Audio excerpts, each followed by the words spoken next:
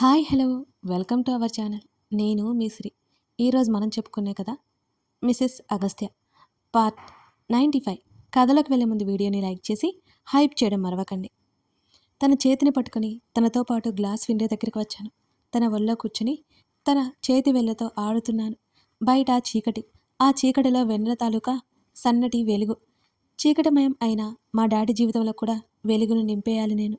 Bed గుర్తుందా అని అడిగాడు అగస్త్య. చచ్చి ఊరుకుంటాను అంతసేపు అంటే అన్నాను నేను. ఒకసారి ట్రై చేస్తే పోలా? నన్ను తన వైపుకి తిప్పుకుంటూ అడిగాడు అగస్త్య. ఇదిగో కూతురు పుట్టాక కూడా ఏంటి వేషాలు? తన వైపు చూస్తూ అడుగుతుంటే నా చెంప మీద ముద్దు పెట్టుకున్నాడు. మాట్లాడినివ్వడు రాక్షసుడు. కళ్ళు మూసుకొని ఉండిపోయాను నేను అలాగే. తన ప్రేమ సరాగాలలో నేను మునిగి తేలుతున్నాను. ఇంకేముంది, తన మాయలో మరోసారి పడిపోయాను. సమయమే తెలియనంతగా తనలో ఒదిగిపోయాను నేను. ఆ ముద్దు మాట తర్వాత ప్రణయపు యుద్ధంలో మైమరిచిపోయాను. తన మీదకి చేరిపోయి తన గుండెల్లో తలదాచుకున్నాను. మా ఇద్దరి మీద దుప్పటి కప్పేశాడు. మాట్లాడినవవ్వా? తనని హత్తుకుంటూ కోపంగా అడిగాను. యావరేజ్ నుంచి అబవ్ యావరేజ్ లాగా ఉన్నావే అంటుంటే తన పొట్ట మీద గిల్లేశాను. పెళ్ళాన్ని పొగడాలి అని కోపంగా అన్నాను. ఇప్పుడు వరకు అదే కదా చేశాను. అల్లరిగా నా ముఖంలోకి చూస్తూ అడిగాడు అగస్త్య. నేను చెప్పేది అలా కాదు. సిగ్గుతో నా ముఖం ఎర్రబడింది. నా వీపు తడుతూ ఏదో చెప్పాలి అన్నావు, చెప్పు ఏంటది అని అడిగాడు. డాడీకి నాకు జరిగిన సంభాషణ గురించి చెప్పి, మా డాడీతో నువ్వు అసలు చెప్పొద్దు, పెళ్లి రోజు వరకు చెప్పొద్దు, లేకపోతే మళ్ళీ క్యాన్సిల్ చేస్తారు. నేను చెప్తుంటే నా జుట్టు నిమిరాడు అగస్త్య. అంకుల్ని చావగొడుతున్నావు కదా నువ్వు అని అన్నాడు నవ్వుతూ. నువ్వు ఊరుకో. నువ్వు ఆయన వైపు ఉన్నావని తెలిస్తే పెళ్లి గిల్లి వద్దంటారు. పెళ్ళి అయ్యే వరకు సైలెంట్గా ఉండు నువ్వు అని చిరుకోపంగా చెప్పాను నేను అగస్త్యతో. ఏం చేద్దాం, తప్పదుగా అని అన్నాడు అగస్త్య. నీకు ఆవని చూపించలేదు కదా, చాలా బాగుంది. ఆవడే మా డాడీకి వైఫ్ అని నేను ఫిక్స్ అయిపోయాను అని చెప్పాను తనతో. నీకు నచ్చింది చేసుకో అని అన్నాడు. చేస్తాను. నీలాంటి సపోర్టివ్ హస్బెండ్ ఉండగా ఎందుకు చేయని చెప్పు అని నేను నవ్వాను. తను నిద్రపోయాడు. నాకు వెంటనే నిద్ర కమ్ముకు వచ్చింది. ఆవి కోసం బామ్మని నాతోనే ఉండమని చెప్పాను. విన్ని ప్రతిసారి పాపను వదిలేసి వెళ్ళి రాలేదు కదా, అందుకే ఈసారి నేను తనని పిలవలేదు. నేను చందన గారి ఆఫీస్ వైపు స్కూటీని రయ్యమనిపించాను. నేను ఎక్కడికి వెళ్ళి ఏం చేసినా అగస్త్యకి తెలుస్తుంది. నాకు తోకలా జేమ్స్ ఉన్నాడు కదా మరి. ఆమె ప్రైవేట్ బ్యాంక్ ఎంప్లాయ్. ఇలా దాగుడు మూతలు కాదు. ఆమెను నేరుగా కలిసి మాట్లాడితే ఎలా ఉంటుంది? నేరుగా బ్యాంకులోకి వెళ్ళి ఆవిడ పేరు చెప్పి కలవాలి అన్నాను. కాసేపటికి ఆవిడ క్యాబిన్కి నన్ను పిలిపించింది. ఆవిడ చాలా గంభీరంగా వర్క్ చూసుకుంటోంది. కూర్చోండి. నన్ను చూడగానే ముఖాన్ని గంభీరంగా పెట్టి చెప్పండి అని చాలా మర్యాదగా అడిగిని నా వైపు చూసింది ఆవిడ. మీతో మాట్లాడాలి అన్నాను నేను. ఆవిడ గంభీరత్వం చూస్తుంటే నాకు కాస్త టెన్షన్గానే ఉంది. బాబోయ్, ఇంత గంభీరంగా ఉందేంటి అనిపించింది. అందుకే కదా పిలిపించాను. విషయం ఏంటో చెప్పండి. 2 చేతులు టేబుల్ మీద పెట్టి నా వైపు చూస్తోంది ఆవిడ. ఇక్కడ కాదు, నేను పర్సనల్గా మాట్లాడాలి అని అన్నాను. ఇప్పుడు కుదరదు. అసలు మీరు ఎవరో చెప్పండి అని అడిగింది ఆవిడ. అదే చెప్తానండి. చాలా ముఖ్యమైన విషయం మాట్లాడాలి. మీకు నేను తెలియకపోవచ్చు, కానీ మీరు నాకు బాగా తెలుసు. 10 నిమిషాలు ప్లీజ్ అని అన్నాను నేను. ఎదురుగా ఉన్న కాఫీ షాప్లోకి వెళ్ళి వెయిట్ చేయండి, నేను వస్తాను అని ఆవిడ నా వైపు కొన్ని క్షణాల పాటు చూసి ఆ తర్వాత విషయం చెప్పింది. థ్యాంక్స్ అండి అని ఆవిడ చెప్పినట్టుగానే కాఫీ షాప్లో ఎదురుగా చూస్తూ కూర్చున్నాను నేను. మరో 10 నిమిషాలకి ఆవిడ నడుచుకుంటూ వస్తోంది. ఆకుపచ్చ, లేతాకుపచ్చ ప్లేన్ ఉన్న కాటన్ చీర, ముదురాకుపచ్చ బ్లౌజు, భుజానికి బ్యాగ్ తగిలించుకుని ఓ చేతికి అట్టవాచి పెట్టుకుని అద్భుతం అనిపించేలా ఉంది ఆవిని చూస్తుంటే. ఎత్తు మాత్రం చాలానే ఉంది. ఆవిడ పక్కనే నిలబడితే ఆవిడ భుజాలకి కాస్త పైకి ఉంటానేమో నేను అనిపించింది. నా కోసం కళ్ళతోనే వెతికి నాకు ఎదురుగా ఉన్న టేబుల్ ముందు కూర్చుంది. నేను మా ఇద్దరి కోసం కాఫీ ఆర్డర్ ఇచ్చాను. అప్పటికే నాకు వర్క్ ఉంది, త్వరగా చెప్పండి అని వాచ్ వైపు ఒకసారి చూసుకుని నా వైపు చూసింది ఆమె. నాకు ఈ విషయం గురించి ఎలా మాట్లాడాలో అర్థం కావడం లేదు. నా పేరు శ్రీధ. మీ గురించి తెలిసే ఇక్కడికి వచ్చాను అని అంటూ ఆవిడ చూపులకి కాస్త భయం వేసినా కోప్పడకుండా వినండి ప్లీజ్ అని అంటూ నా బ్యాగ్లో నుండి ఒక ఫోటో బయటకు తీసి ఆవిడ ముందు పెట్టాను. నాకు చెప్పడం రాకపోయినా నా ఇంటెన్షన్ అయితే పాజిటివ్గానే ఉంటుంది. మీరు కూడా పాజిటివ్గానే తీసుకోండి అన్నాను నేను. ఆ ఫోటోలో ఉన్న ఆయన మా డాడీ. వయసు 46 సంవత్సరాలు అని నేను అంటుంటే, నాకెందుకు చెప్తున్నారు?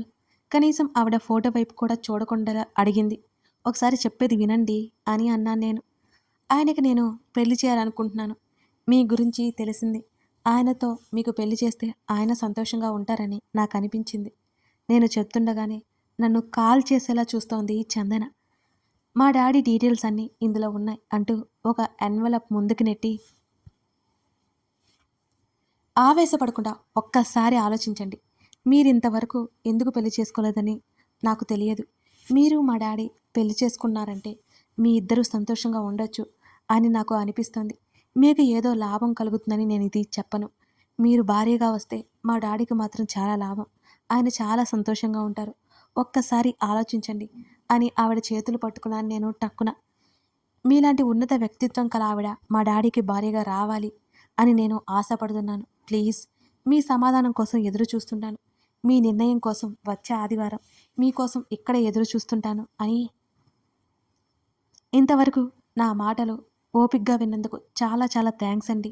నేను చెప్పిన విషయాలు మర్చిపోవద్దు అని మా డాడీ ఫోటో వివరాలన్నీ ఆమె ముందుకు నెట్టి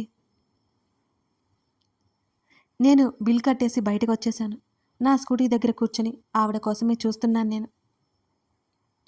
ఆవిడ లోపల పెట్టుకోవడం చూస్తే కాస్త రిలీఫ్ ఫీల్ అయ్యాను. ఆవిడ పైకి లేవడం గమనించి స్కూటీని నేను ముందుకు పోనిచ్చాడు. ఆవిడ లోపలికి వెళ్ళే వరకు అక్కడే ఉండి తిరిగి ఇంటికి ప్రయాణమయ్యాను. బామ్మకి విషయం చెప్పగానే బామ్మ ఒక్కసారిగా ఆదిరిపడింది. ఆమె సమస్య కనుక్కొని మాట్లాడతాను అన్నావు కదే అని బామ్మ నోరు తెరిచి అరిచింది. ఏమో బామ్మ, నాకు ఆ టైంలో అలాగే అనిపించింది. నాకు నమ్మకం ఉంది ఆవిడ ఒప్పుకుంటుందని కంగారుగా చెప్పాను నేను.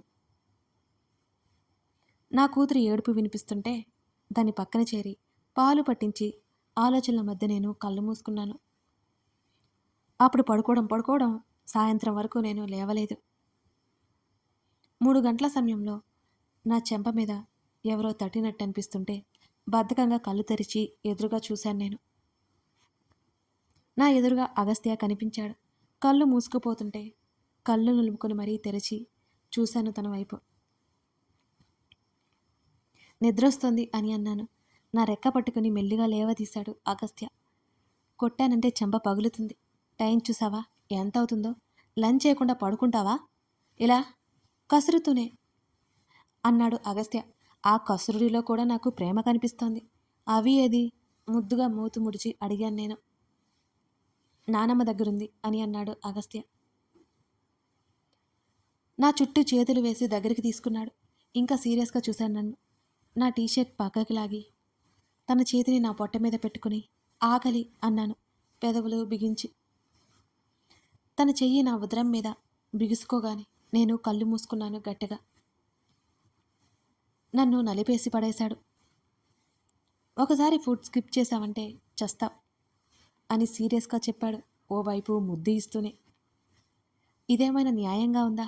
ఓవైపు చపాతీ పిండిన నలిగిపోతున్న నా నడుము నొప్పిని కలిగిస్తుంటే మరోవైపు ముద్దు ఇచ్చి ఏదో హాయిని కలిగిస్తున్నాడు అగస్త్య. మెల్లిగా నన్ను వదిలి నా ముఖంలోకి చూశాడు తన చెంప మీద ముద్దు పెట్టుకున్నాను. ఇలాంటి వేషాలని బాగా వేస్తావులే, వెళ్ళి ఫ్రెష్ అయ్యిరా అని గట్టిగా చెప్పడంతో బుద్ధిగా తలాడించాను నేను. ఫేస్ వాష్ చేసుకుని వచ్చిన తర్వాత ఇద్దరం కలిసి కిందకి వెళ్ళాము.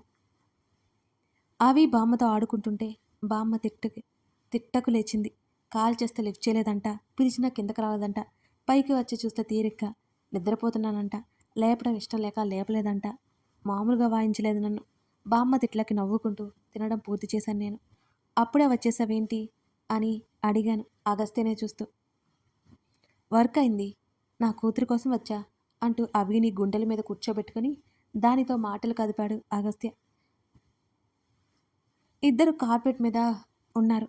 కూతుర్ని ఆడిస్తున్నాడు. అబ్బో అంటే మూది తిప్పాను. బామ్మ నవ్వుతోంది.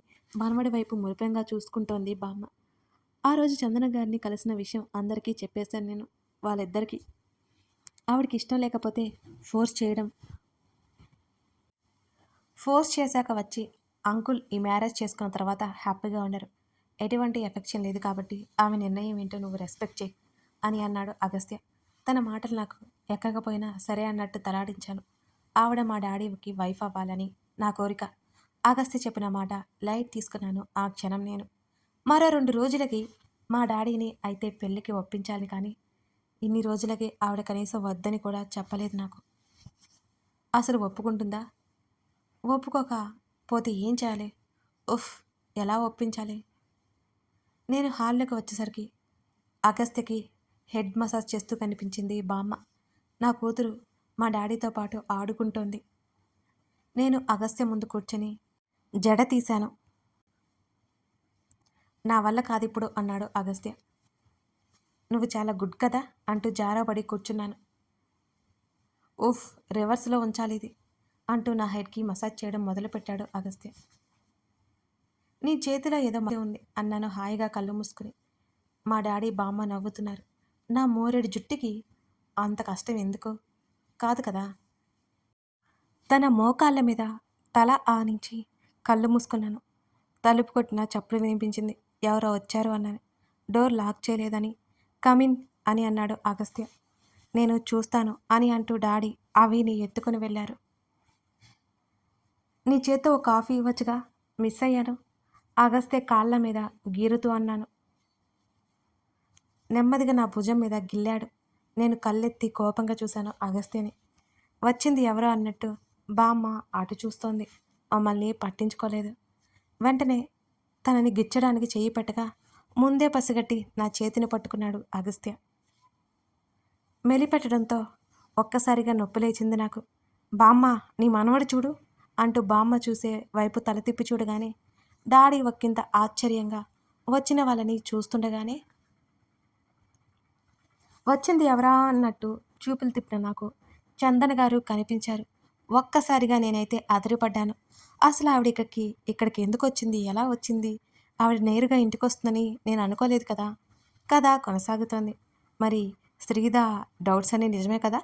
చందన ఎందుకు వచ్చినట్టు? పెళ్ళికి ఒప్పుకుందా, ఒప్పుకోలేదా? అసలు చందనకి ఆనంద్ తెలుసా? ఏంటిదంతా? ఆయన ఎందుకంత షాక్ అయ్యారు? ఇవన్నీ తెలియాలి అంటే ఈ కథను మీరు ముందుగా చూడాల్సిందే. కథ నచ్చితే లైక్ చేసి కామెంట్ చేయడం మరవకండి. అలాగే మన ఇన్స్టా ఐడి పేజ్ ఉంది కదండి, సిరి రాతలు, మీరు తప్పకుండా ఫాలో అవుతారని నేను కోరుకుంటున్నాను. Thank you for watching this video. మరో ఎపిసోడ్తో మనం మళ్ళీ కలుద్దాం.